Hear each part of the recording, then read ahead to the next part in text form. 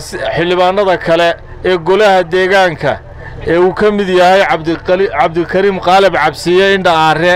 isna waxa weeye xildhibaan ka sharaxan xusbiga ucid xildhibaankii kale cabdifataax qataameesha guusha ku socoto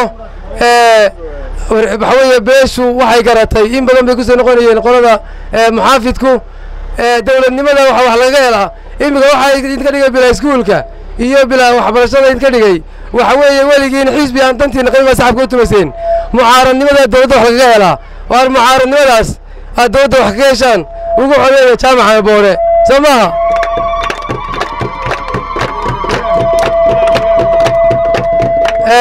anigu waxaan u sharaxanahay golaha deegaanka degmada Ceelaf Weyn weliba waxaan u sharaxanahay xubin dooni maayo waxaan doonayaa maayirka Ceelaf Weyn inaan sidaan deegaanka ugu shaqeeyo waxa weeye lambarkayguna wax weeye waa 103 103 waxaan idinka codsanayaa inaad codkana siisaan oo weliba waxa weeye kuwa ka sharaxan u codsiisaan kuwa kalena inta ugu muhiimsan aad siisaan oo idin qadin si aad